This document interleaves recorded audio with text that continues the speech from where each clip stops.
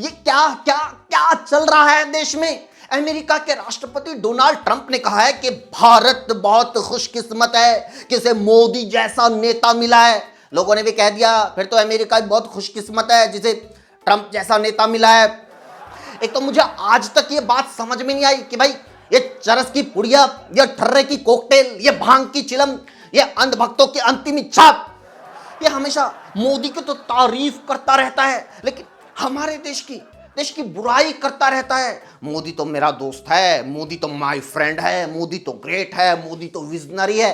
और जब देश की बारी आती है, इंडिया तो बर्बाद देश है, इंडिया तो डेड इकोनॉमी है, इंडिया तो हेल हॉल है।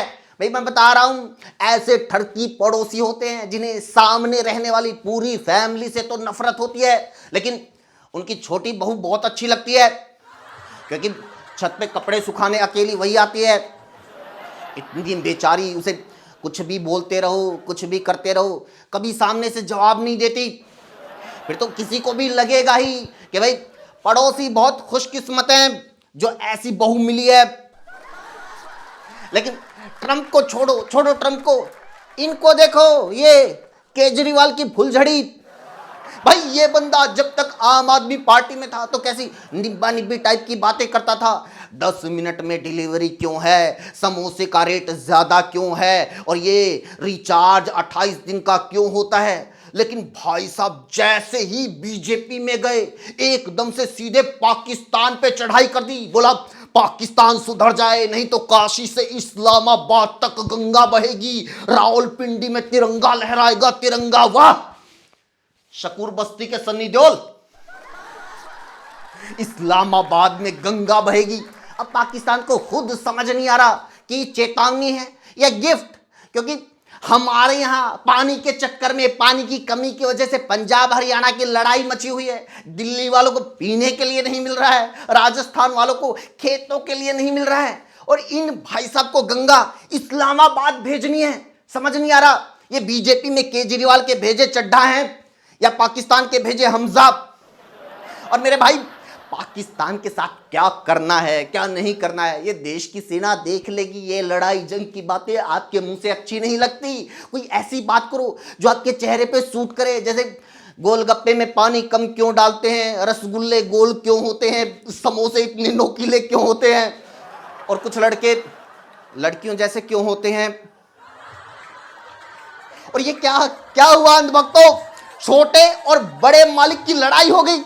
अनिल अंबानी ने हाई कोर्ट में कहा है कि एनडीटीवी में ज्यादातर हिस्सेदारी रखने वाला अडानी ग्रुप उनकी कंपनियों को कब्जाना चाहता है। जी हां, अडानी अंबानी की कंपनियों को कब्जाना चाहता है। अडानी इज लाइक, अरे कब्जाने की क्या जरूरत है पगले, आखिर में सब मेरा ही तो होना है। माइकल जैक्सन ने सही कहा था, तू क्या लेकर आया था क्या लेकर जाएगा, ये जो सब कुछ आज तेरा है कल अडानी का हो जाएगा। लेकिन दोनों मालिकों के चक्कर में बेचारे अंधभक्त फंस गए हैं, क्योंकि अगर कोई और अडानी के खिलाफ बोलता तो उसका फौरन बायकॉट कर देते। लेकिन अब तो खुद अंबानी ने हाई कोर्ट में जाके खिलाफ बोला है, तो अब किसका बायकॉट करें, हाई कोर्ट का। नमस्कार दोस्तों, स्वागत है आपका रिपोर्टर के महेंद्र सिंह शो में। आज के शो में हम एक बार फिर बंगाल की बात करेंगे कि वहां क्या चल रहा है, लेकिन उससे पहले बिहार की बात कर लेते हैं। भाई यहां क्या चल रहा है, लाठियां।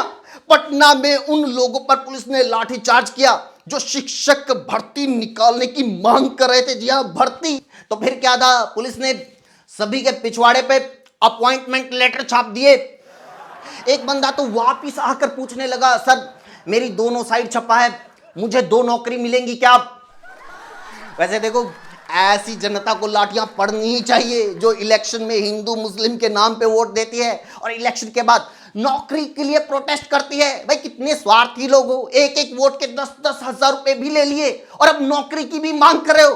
भाई तुमसे अच्छे तो बेवड़े हैं जो 500 रुपए की बोतल में वोट देते हैं और 5 साल कुछ नहीं मांगते। बेवड़ा एकता जिंदाबाद। बिहार के सहरसा में मिड डे मील खाने से लगभग 250 बच्चे बीमार पड़ गए। और अक्सर देश भर से ऐसी खबरें आती रहती हैं, लेकिन सरकार का कहना है कि हम मामले की गंभीरता को समझते हैं, हम इसको लेकर लगातार कार्रवाई कर रहे हैं, हम देश भर में धीरे धीरे करके सरकारी स्कूल बंद कर रहे हैं।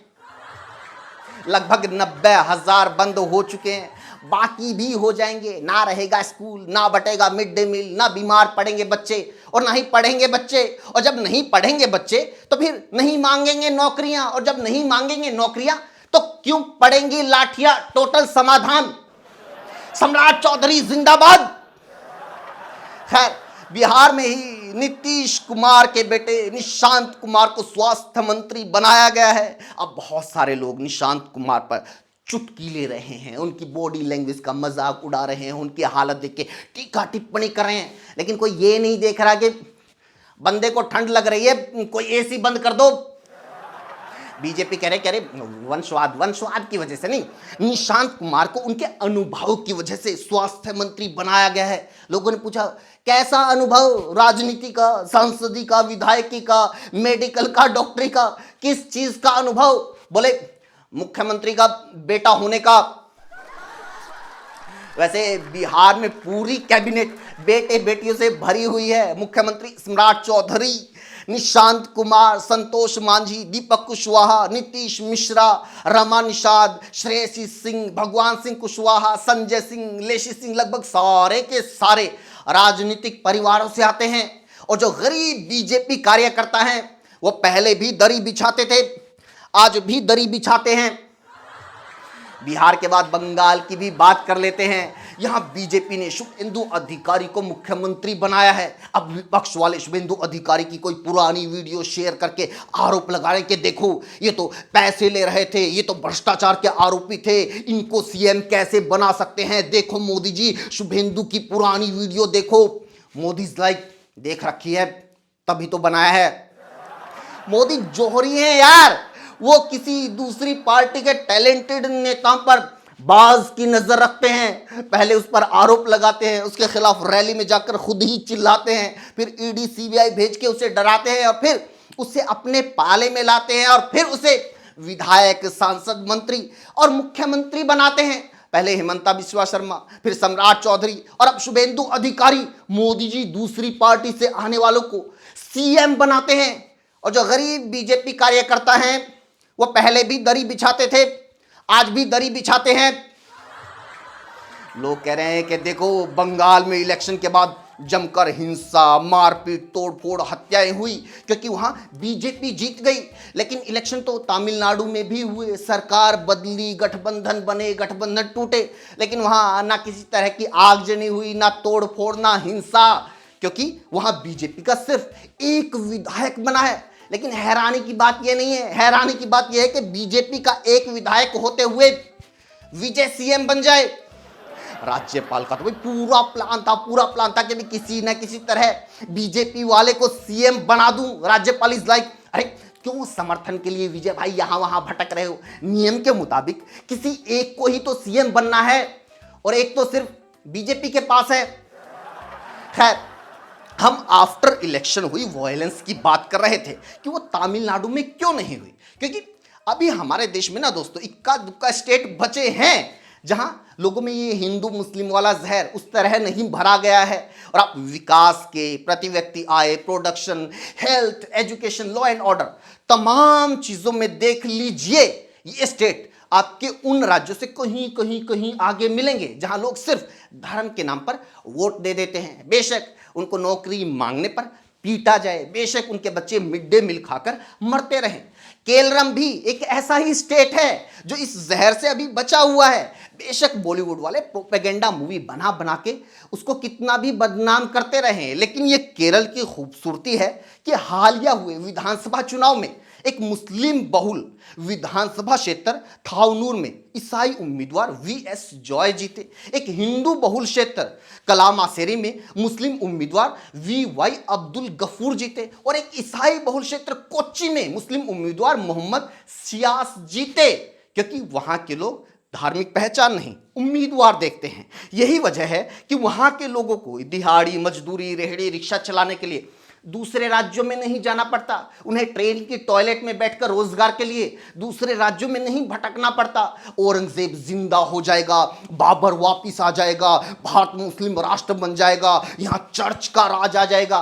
वहां के लोगों को ऐसी बातों से डरना नहीं पड़ता, और जब किसी से नहीं डरेगा इंडिया, तभी तो आगे बढ़ेगा इंडिया। इसलिए साथ वीडियो में इतना ही दोस्तों, कैसी लगी कमेंट करके जरूर बताइए, और लोगों तक पहुंचाने के लिए वीडियो को शेयर कीजिए। पिछली कुछ वीडियोस के व्यूज बिल्कुल नहीं आ रहे हैं, हो सके तो पिछली वीडियोस को भी देखिए। जुड़ने के लिए चैनल को जरूर सब्सक्राइब कीजिए। Thank you so much.